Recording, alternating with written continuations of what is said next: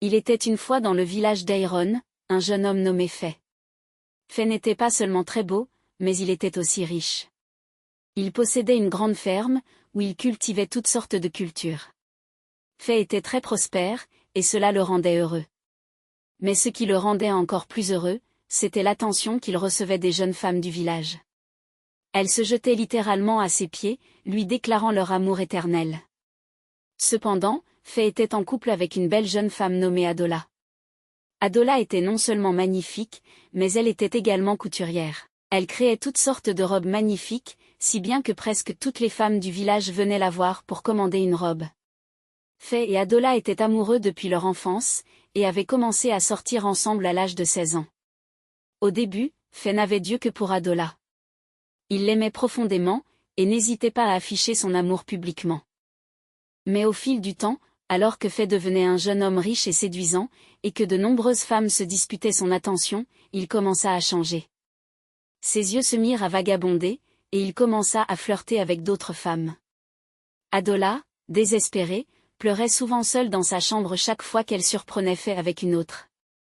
Elle se jetait alors sur la femme en question, et la rouait de coups. Peu à peu, Adola changea. D'une jeune femme douce et facile à vivre, elle devint une véritable tigresse, se battant avec d'autres femmes dans tout le village pour défendre son amour pour Fay.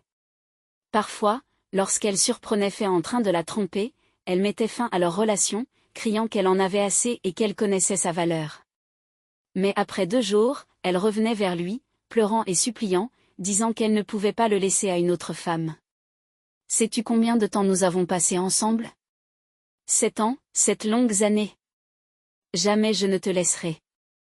Pour qu'une autre femme vienne récolter ce qu'elle n'a pas semé, criait-elle en larmes.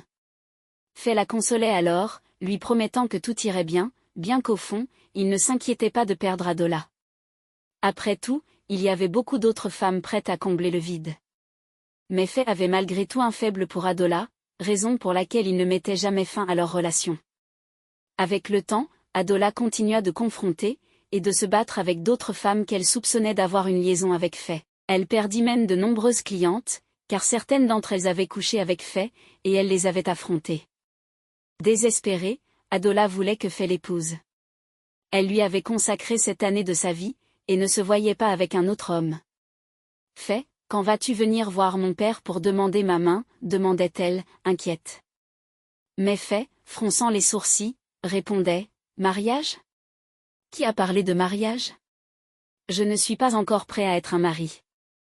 Je suis encore jeune, et j'ai toute ma vie devant moi. » Cette réponse brisait le cœur d'Adola. « Comment peux-tu dire cela, Fay ? Tu es riche, l'un des hommes les plus fortunés du village. Que te manque-t-il pour te marier ? » répliquait-elle, bouleversée. « Écoute, Adola, ce n'est pas juste une question d'argent. Un homme doit être prêt, et je ne le suis pas. Si tu ne peux pas attendre, va épouser quelqu'un d'autre, je ne t'en voudrais pas, » disait Fay calmement. Ces paroles plongeaient Adola dans une détresse encore plus profonde. Elle pleurait et suppliait, évoquant le serment qu'il avait fait à 16 ans, de se marier un jour. Mais Fay lui rappelait que ce serment n'avait aucune importance. « Nous étions des enfants, ce serment ne compte pas. Si c'est ce serment qui te pousse à vouloir m'épouser, oublie-le. » Malgré tout, Adola était prête à attendre, peu importe le temps que cela prendrait. « Je t'aime, Fay. Je veux qu'on se marie, et je patienterai, que cela prenne 5, 6, ou même 10 ans, disait-elle. Et ils rirent tous les deux et s'étreignirent. Après cette conversation, Adola se sentit mieux. Elle commença à se considérer comme la femme légitime de Fay. Après tout, Fay lui avait demandé d'attendre qu'il soit prêt. Ainsi, chaque jour, elle fermait sa boutique pendant la journée, et se rendait chez Fay pour accomplir des tâches ménagères. Fay lui avait donné un double des clés de sa maison. Adola allait chez lui, balayait, nettoyait toute la maison, lavait même ses vêtements, puis cuisinait pour lui. Adola se disait qu'elle ne faisait que s'exercer, à ce qu'elle finirait par faire en tant que sa femme. Une fois les corvées terminées, elle retournait à sa boutique, mais parfois elle était si fatiguée et épuisée par tout le travail domestique, qu'elle ne cousait aucun vêtement ce jour-là. Son entreprise commençait à en souffrir.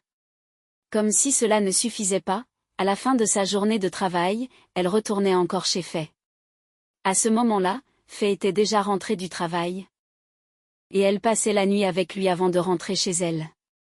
Sa mère, Mama B, avait appelé Adola plusieurs fois pour la mettre en garde en lui disant « M'a-t-on déjà dit qu'une femme ne choisit pas un homme ? Ce sont les hommes qui chassent, qui vont après les femmes qu'il aime. Laisse ce garçon, fait, tranquille. Non, il ne t'aime pas. Il y a de meilleurs hommes, comme Amé, qui veulent t'épouser. Ces hommes seraient prêts à donner leur vie pour toi. Pourquoi t'obstines-tu à courir après un homme qui ne veut pas de toi ? Tu es même en train de faire des tâches de femme pour lui. Ce garçon, c'est un mari de la communauté, il couche avec toutes celles qui portent une jupe. Combien de fois je t'ai prévenu ? Écoute ta mère, oh, écoute ta mère. Ce que voit un aîné assis, un enfant ne le verrait pas même en grimpant au sommet du plus grand Hiroko, dit Mama B, inquiète. Maman, je ne peux épouser personne d'autre, oh. Fait est mon mari. En plus, vous ne le connaissez pas comme moi. Vous le jugez tous mal. Fait même vraiment, répondit Adola. Bon, j'ai dit ce que j'avais à dire. Un mot suffit au sage, rétorqua Mama B en s'éloignant. Mais tous les avertissements de Mama B tombèrent dans l'oreille d'un sourd. Adola continua non seulement à remplir les devoirs d'une épouse pour Fait, mais aussi à se battre avec toutes les femmes qu'elle soupçonnait d'avoir une liaison avec lui. Elle continua également à rejeter les prétendants qui venaient pour elle, attendant patiemment que Fait soit prêt à l'épouser. 2 ans plus tard, Adola attendait encore que Fait soit prêt. Entre-temps, elle avait même subi 2 avortements pour Fait, mais celui-ci n'était toujours pas prêt. Fait s'amusait à sauter de lit en lit avec d'autres femmes, profitant pleinement de la vie. Un jour, alors que Fait et Adola étaient dans son salon à discuter, Fait regarda Adola et lui dit « Tu sais que mon ami Baji va se marier ? » Vraiment ? Oh waouh, et j'étais avec Idu toute la journée hier, elle ne m'a même pas dit qu'elle allait enfin se marier. Et elle se dit mon amie, répondit Adola. Non, ce n'est pas avec Idu que Baji va se marier. C'est avec une autre femme d'un village voisin, répliqua Fait, en observant sa réaction. Adola hurla alors, quoi ? Une autre femme ? Après qu'ils soient restés ensemble pendant presque 3 ans ?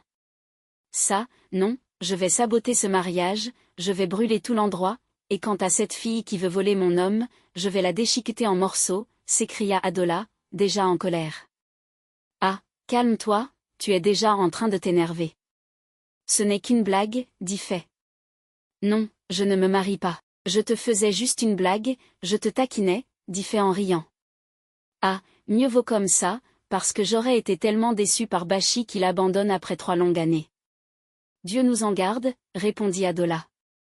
Cependant, quelques semaines plus tard, Fait informa Adola qu'un de ses amis, dans un village voisin, avait perdu sa mère et qu'il devait assister aux funérailles. Il lui donna également la clé de sa maison. En lui demandant de s'assurer qu'elle reste propre, et lui remit de l'argent pour cuisiner. Adola était ravie. Une fois encore, elle se sentait comme sa femme. Pendant tout le temps où Fait était partie, elle suivit ses instructions, elle nettoya la maison de fond en comble, lava ses vêtements, et le jour où Fait devait rentrer, elle se rendit à la maison plus tôt pour préparer de délicieux repas. Elle était si heureuse. Elle était même allée chez le coiffeur pour se faire belle pour Fait, après tout, il avait été absent pendant toute une semaine. Cependant, ce soir-là, lorsqu'Adola arriva chez Fait, elle fut surprise de voir une foule rassemblée autour de la maison. Fait était revenu, mais il n'était pas seul. Il se tenait là, aux côtés d'une très belle jeune femme. De par sa tenue et les personnes qui l'accompagnaient, elle ressemblait à une princesse, probablement issue d'une famille royale. Adola était sous le choc, pétrifié, en voyant Fait et la princesse habillés. Comme s'ils venaient tout juste de se marier. Adola demanda à une personne à côté d'elle ce qui se passait, et on lui répondit que Fait avait épousé la princesse Iti, la seule fille du roi Abana du village des Lenus. Adola resta figée. Elle ne se rendit même pas compte que des larmes coulaient sur son visage. Elle ressentait une vague d'émotions contradictoires. Une partie d'elle voulait attaquer la princesse, et la battre comme elle l'avait fait avec d'autres femmes auparavant. Mais la partie raisonnable d'elle-même lui dit de rentrer chez elle. Elle savait qu'elle ne pouvait ni toucher la princesse ni Fait, sinon elle risquait de perdre la tête, au sens propre du terme, avant la fin de la journée. Adola tourna les talons et rentra chez elle, honteuse. À son arrivée, tout le monde avait déjà entendu la nouvelle. et ses sœurs, la fixaient simplement, sous le choc. Adola alla directement dans sa chambre, où elle éclata en sanglots. Elle pleura abondamment, se sentant comme une idiote. Elle s'était dévouée à nettoyer, cuisiner pour Faye, et même laver ses vêtements, pendant que lui, de son côté, se mariait avec une autre femme. Elle se souvint alors de l'histoire que Faye lui avait racontée à propos de Bolly, qui s'était marié à quelqu'un d'une ville voisine. À cet instant, elle comprit qu'il parlait en réalité de lui-même, qu'il la préparait déjà à ce qu'il s'apprêtait à faire. Faye l'avait trompée. Il l'avait utilisée pendant 9 longues années, avant de la jeter, après qu'elle eut subi 2 avortements pour lui. Elle pleura encore et encore, amèrement. Après un moment, Adola n'en pouvait plus. Elle décida d'aller confronter Faye elle-même. Par chance, en arrivant chez lui, elle le vit dans la cour. Faye. Faye. Comment as-tu pu me faire ça, après tout ce que j'ai fait pour toi? 9 ans, Faye, 9 longues années, et c'est comme ça que tu me remercies? Faye, que Dieu te punisse, cria Adola, en pleurant à chaudes larmes. Je suis tellement désolée, Adola. Je sais que tu as été bonne avec moi, mais le problème, ce n'est pas toi, c'est moi. Tu es trop bien pour moi. S'il te plaît, trouve un moyen de me pardonner et essaie d'aller de l'avant. Tu es une très belle femme, et tu es une bonne femme aussi. Je suis sûre que tu trouveras un homme, qui te mérite plus vite que tu ne le penses. En plus, si nous nous marions, il n'y aura plus rien à espérer. Il n'y a plus d'étincelles, plus de feu dans notre relation. Je crois que nous serons plus heureux avec d'autres personnes, répondit Faye, le regard triste. Ah, Faye, que le feu te consume, que l'étincelle te consume aussi. Après avoir gaspillé 9 années de ma vie, tu viens me dire que nous serons mieux avec quelqu'un d'autre? Ah, tout le monde m'avait prévenu à ton sujet, mais je n'ai pas écouté. Je n'ai pas écouté. Faye, tu as ruiné ma vie, répliqua Adola, pleurant en s'éloignant tristement, honteuse. Cette nuit-là, Adola ne put pas dormir. Dès que l'horloge sonna minuit, elle se leva. Se déshabilla, sortit de la maison et se mit à crier, « C'est moi, Adola, la fille de Mama B. Ah, je suis venue demander justice. J'ai conclu un pacte avec Faye. Et nous nous étions promis de ne jamais épouser une autre personne. Faye m'a trahi et a épousé la princesse. Je veux justice. Je veux justice, hurlait Adola à plein poumon, en pleurant et en se lamentant. Pendant ce temps, Faye profitait pleinement de sa nouvelle femme et célébrait son mariage, alors qu'Adola priait, pleurait et se lamentait seule. Le lendemain matin, Adola alla à son commerce comme d'habitude, espérant entendre une mauvaise nouvelle, que Faye avait été frappée par une malédiction divine. Mais à sa plus grande déception, rien de tel ne s'était produit. Au contraire, Faye et sa nouvelle épouse, la princesse Iti, savouraient leur bonheur conjugal. Ils étaient inséparables, comme 2 tourtereaux, et semblaient vivre une vie parfaite. Parfois, ils se promenaient devant la boutique d'Adola, riant et plaisantant. À chaque fois qu'elle les voyait ensemble, une douleur intense envahissait sa poitrine. Elle souhaitait mourir, ou que le sol s'ouvre pour l'engloutir. Alors que Faye et Iti continuaient à profiter de leur vie et de leur foyer, Adola vivait dans la misère. Quelques mois plus tard, la princesse Iti découvrit qu'elle était enceinte. Cette nouvelle remplit de joie non seulement Iti, mais aussi Faye. Leur vie semblait parfaite, tout allait bien. Quand le ventre d'Iti commença à s'arrondir, rendant sa grossesse évidente aux yeux de tous, Adola sombra encore plus dans la dépression. Elle réalisait que ces malédictions n'avaient aucun effet sur Faye et sa femme. Chaque nuit, elle pleurait jusqu'à s'endormir. Sa tristesse grandissait, d'autant plus qu'aucun homme ne s'intéressait à elle depuis que Faye l'avait quittée. Elle était devenue une femme d'occasion, un sujet de moquerie dans le village. Cependant, tout se passait à merveille pour Iti, qui vivait une grossesse facile. Mais, à l'approche de sa date d'accouchement, elle fit un rêve terrifiant, un oiseau hideux et maléfique la poursuivait et lui arrachait un bébé des bras. Elle se réveilla en pleurs, seulement pour découvrir qu'elle était dans une mare de sang. Elle venait de faire une fausse couche. En voyant sa femme dans cet état, Faye fut envahie de peur. Iti lui raconta son rêve, et Faye comprit immédiatement que cet oiseau maléfique était une manifestation spirituelle, liée à la rupture de son serment avec Adola. Mais il garda ses soupçons pour lui, et ne dit rien à la princesse. Il se contenta de la réconforter, en priant avec elle pour que cela ne se reproduise pas. En quelques jours, la nouvelle de la fausse couche de la princesse s'était répandue dans tout le village. Quand Adola l'apprit, elle en fut ravie. Enfin, il semblait que Fée ne s'en sortirait pas si facilement. Quelques semaines plus tard, la princesse Iti découvrit qu'elle était à nouveau enceinte. Cette fois, elle se montra très priante et vigilante. Elle s'assurait également de ne manquer aucun rendez-vous chez le médecin. Mais encore une fois, à l'approche de sa date d'accouchement, elle fit le même rêve. Un oiseau hideux et maléfique venait la voir, et lui arrachait son bébé. Elle se réveilla dans une mare de sang, elle avait de nouveau perdu son enfant. À ce stade, la princesse Iti comprit que ce n'était pas une coïncidence.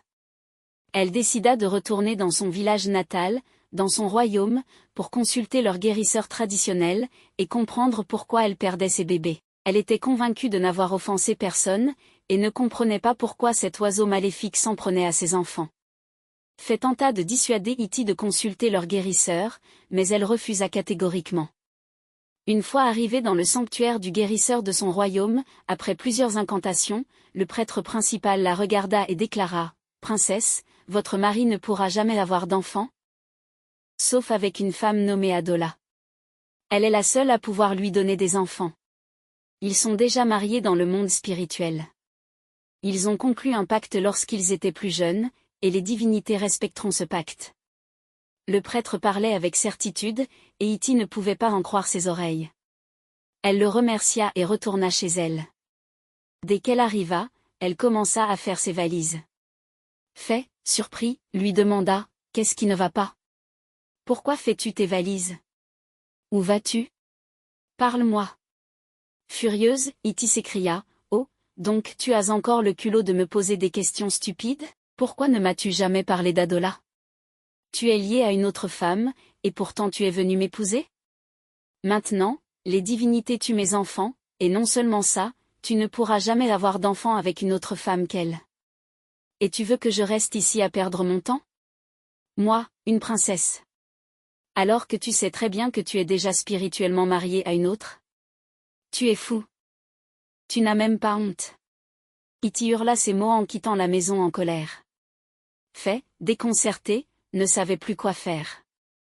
Quelques jours plus tard, la nouvelle se répandit que la princesse avait quitté Fée pour de bon, après avoir perdu 2 bébés. Les rumeurs disaient que le guérisseur avait confirmé que Fée était la cause de ces pertes. Partout où il allait, Fée se sentait embarrassé. Les gens le fixaient et murmuraient sur son passage. Fée était frustrée et abattue. Adola, de son côté, avait entendu tout ce qui s'était passé et en était ravie. Elle attendait patiemment que Fée revienne vers elle pour lui demander sa main en mariage, puisqu'elle était la seule femme qu'il pouvait épouser. Et en effet, après quelques mois, Fée revint en pleurant et suppliant. Bien sûr, Adola lui pardonna, et ils se marièrent. Adola était très heureuse, c'était ce qu'elle avait toujours voulu, ce dont elle avait toujours rêvé. Mais Fée, lui, était malheureux. Il se sentait piégé, comme enfermé dans une cage. Avec le temps, il développa une profonde rancune envers Adola. Il avait l'impression d'être emprisonné, et cherchait désespérément une échappatoire. Un jour, il décida qu'il en avait assez. Tôt un matin, avant qu'Adola ne se réveille, il prit son sac et quitta la maison. Il marcha sans se retourner. Adola, de son côté, se réveilla plus tard pour découvrir que Fée était parti, emportant avec lui quelques affaires personnelles. Elle le chercha partout, mais personne ne savait où il était allé. Adola était dévastée. 40 ans plus tard, elle n'avait ni mari, ni enfant. Pourtant, chaque jour, elle s'asseyait devant leur maison, espérant que Fée rentrerait un jour. La morale de cette histoire est que s'accrocher à quelqu'un qui ne partage pas le même engagement peut être destructeur. L'amour, lorsqu'il n'est pas réciproque, devient une source de souffrance et d'illusion. Il est important de reconnaître sa propre valeur, de ne pas gaspiller des années à attendre quelqu'un qui ne nous respecte pas ou ne nous valorise pas. Le bonheur ne doit pas dépendre uniquement d'une autre personne, mais doit être construit d'abord en soi-même. Enfin, cette histoire montre que le pardon est noble, mais il doit être accompagné de limites. Accepter quelqu'un qui vous a blessé sans qu'il ait réellement changé, peut mener à un cycle de douleur et de désillusion. Apprendre à se détacher, à tourner la page et à s'aimer soi-même, est parfois le plus grand acte d'amour que l'on puisse accomplir. Merci d'avoir regardé jusqu'à la fin. Alors, dites-moi, pensez-vous qu'Adola a été très stupide d'attendre un homme aussi longtemps? Et comme si cela ne suffisait pas, même après que cet homme ait fait ses valises et soit parti, elle continue d'espérer son retour 40 ans plus tard. Qu'en pensez-vous? Est-ce de l'amour ou de la folie? Partagez vos pensées dans les commentaires. Merci de mettre un j'aime, et de partager à vos proches. À très bientôt pour d'autres histoires. Bye.